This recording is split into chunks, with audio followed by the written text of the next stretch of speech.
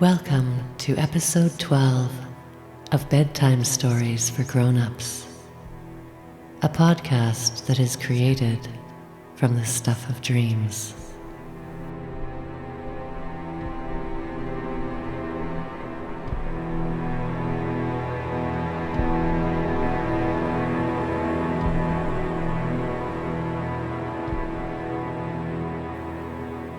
Once upon a time, if you were lucky, someone told you bedtime stories. Maybe someone read you books, or the same favorite book over and over. Or maybe someone made up your bedtime stories, telling you nonsensical things until you closed your eyes and let sleep take you away. These bedtime stories are the whimsical, made-up kind. Little scenes from dreamland to guide you there. There is no plot to follow, no sense to make of anything.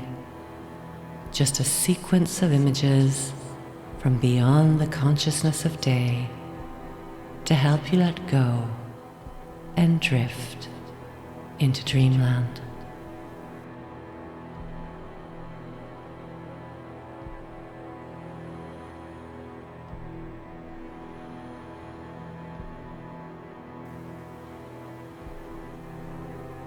We have a friend who has been building a spaceship for 9 years. It is a rickety-looking contraption, and we are afraid of getting electrocuted just by looking at it. Our friend manages to get the ship into the air, but it does not go very high. Not into space, anyway. He asks if we would like to join him on his inaugural voyage. Where are you going, we want to know. He says he is going to meet the oppressed people. That doesn't sound like much fun, we say. That sounds more like a parable than a voyage.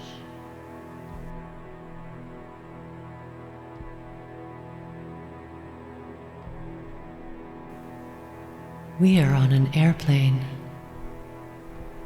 We are either flying to South America or to the future. We are not sure which.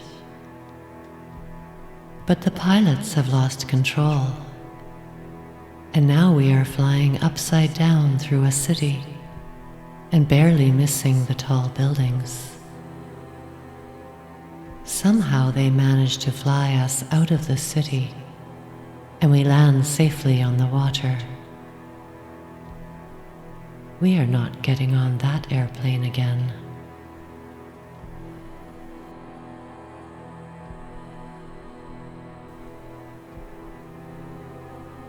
There is a war on between the juice drinkers and the cloud hoppers.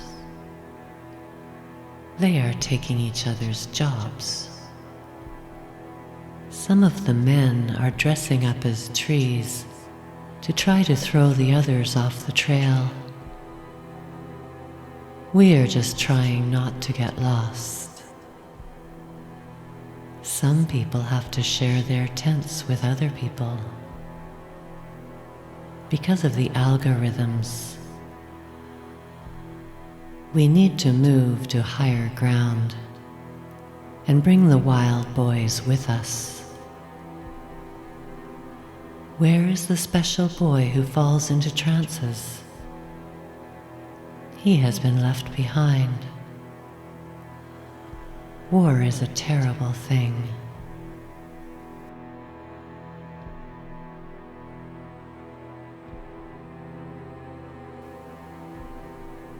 There is a tall Sasquatch, or ogre, or fairy tale troll, hiding in the mountains.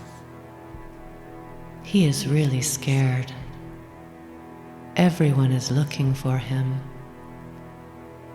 They want to put him in the museum. When we find him, we try to take pictures, but he does not show up on our screens. The more pictures we try to take, the more he fades, and eventually he floats up into the air and disappears entirely. We feel very disappointed and sad. We feel like we have lost something important and cherished, but we are not sure what we have lost.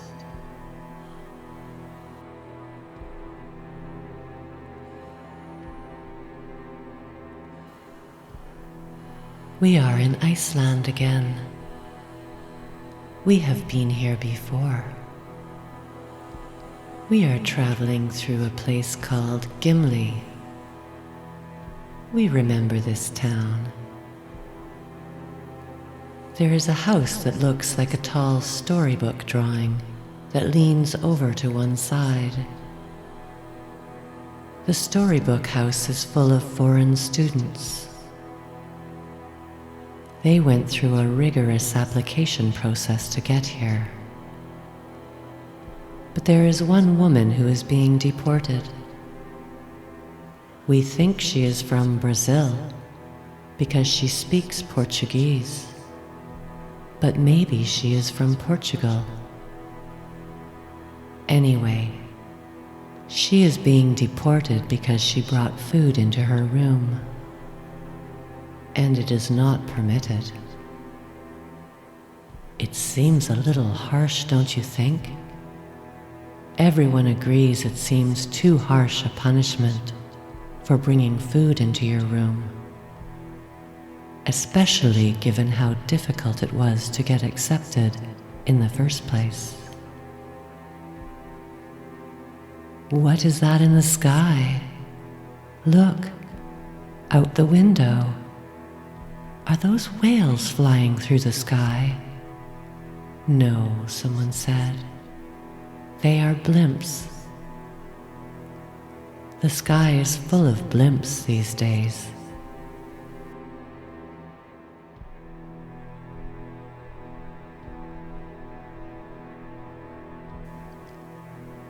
We are in a beautiful place somewhere along the Arctic coast of Norway. There are jagged mountains plunging into pristine, deep fjords. It is quite stunning. In the small village at the end of the fjord, there is an ancient stone building with a facade that sometimes looks like a woman's face. Now we can hear voices. Women's voices. A group of beautiful young women is making their way towards us. We all wave and laugh. They have a dog with them. The dog has glowing, intelligent eyes. There is something very otherworldly about this dog.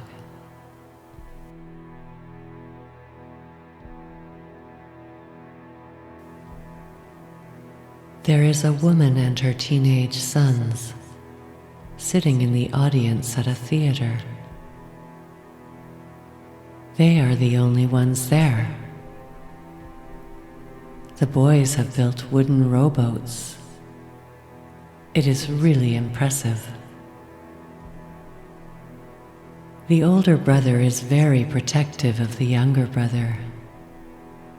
He doesn't want him to make the same mistakes that he did, and the mistakes of their father before them. So he is filling their days with productive hobbies, like building wooden rowboats. Then the mother heard the music start, and she wanted to go and dance on the stage. Go and dance with her, we said.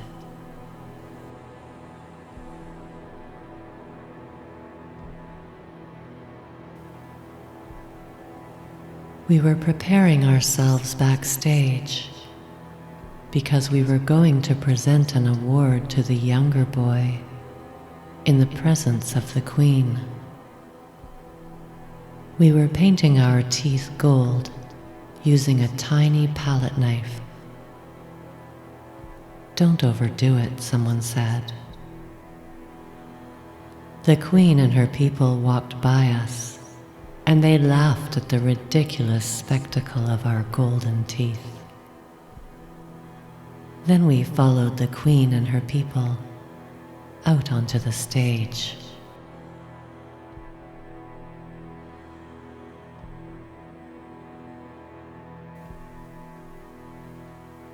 There was a surprising amount of snow, but we decided to drive anyway. "Be careful. It will be slippery."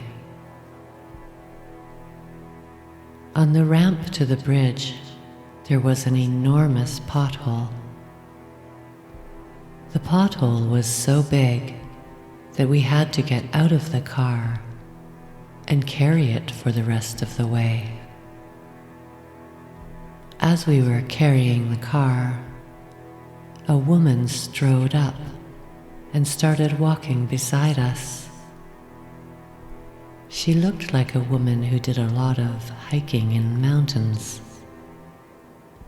She said that we had met once before on an island. We were all in rowboats back then. It was in another time and another place.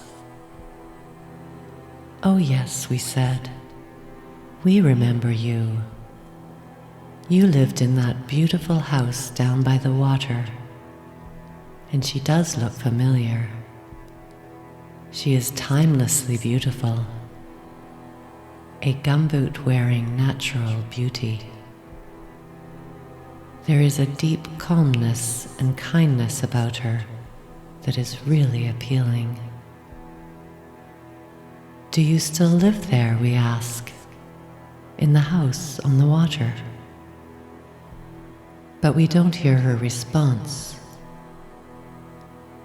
because she became part of the surf in our memories as we spoke, and now we don't remember her.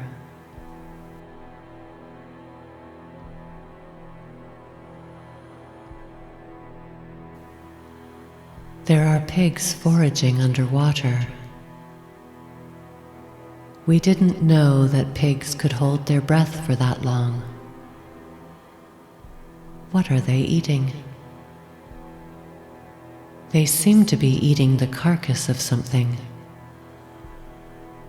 And are those purple starfish? Is it true that the starfish have started to come back? That is a good sign.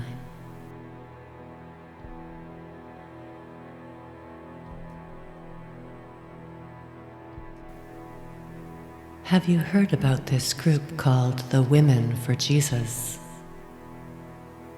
The Women for Jesus throw themselves naked into the river to drown for the sins of the world. Sometimes the river is full of hundreds of drowned women who have given it up for Jesus.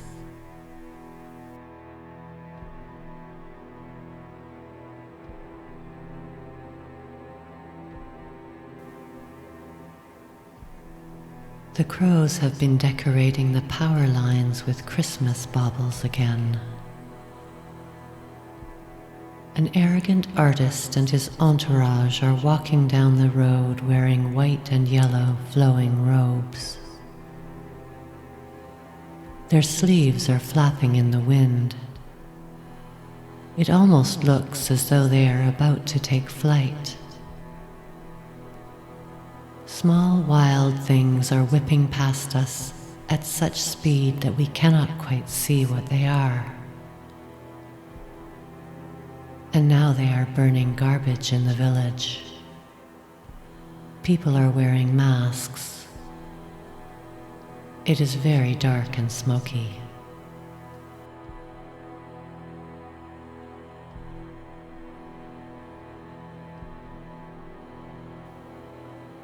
Now we are on a train that is traveling far too fast. and it derails. We are all okay, but we are going to have to take buses the rest of the way. We are not sure where we are, and the local people are not helpful at all. In fact, they are quite sinister. We are going to have to find a place to sleep before it gets too dark. We still have one final leg of the journey, if we make it through the night. This is a dark and sinister place, and the locals seem rather aggressive. It is obvious that they do not want us here. We notice a lone wolf and her pup lurking in the shadows, but we don't tell anyone because we don't want them to get shot. There are also some giant iguanas wandering around just beyond the edge of the light. They are huge. They look more like colorful Chinese dragons than iguanas. They are easier to see when you don't look at them directly. Sometimes they follow us in the shadows, mimicking our every move, as though the shadows are shadow mirrors, reflecting our restless dragon selves back to us.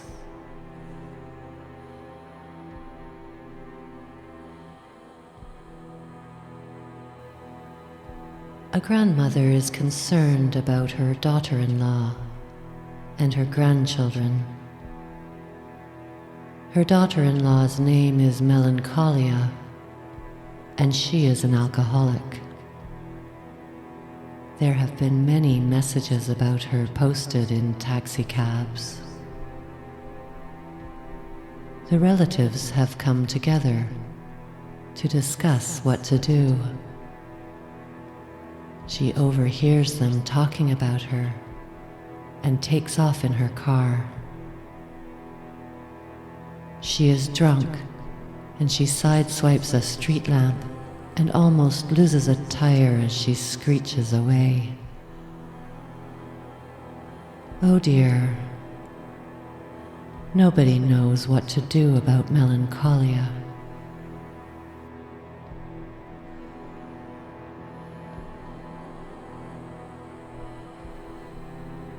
A magical, colorful bird suddenly lands on a nearby rooftop. We forget everything when the bird turns up.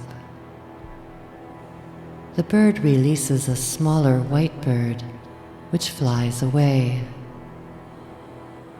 The magical, colorful bird turns out to be a woman dressed up in a costume. We are surprised. She has come for the horseback riding. They are bringing the horses in now.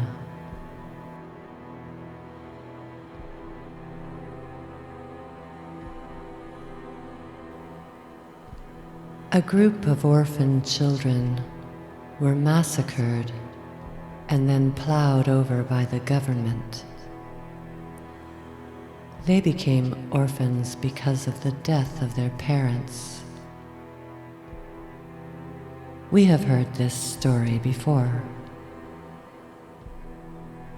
The children were taken in but not cared for. No one cared for them at all, because they were other people's children. When some of them died, they were buried in unmarked soil. Some of them ran away. They were pursued in the rain-soaked night, but not for long. The ones that survived crawled on their bellies for a long way, up an underground stream.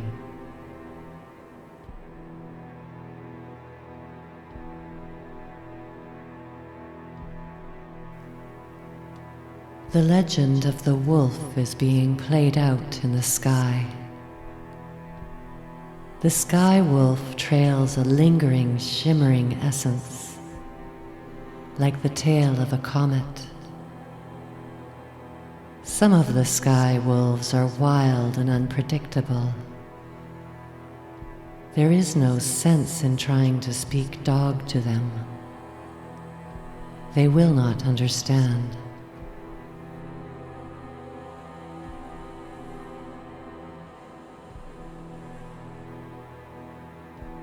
We are traveling in glass-bottomed boats, following a group of wild boys down the river.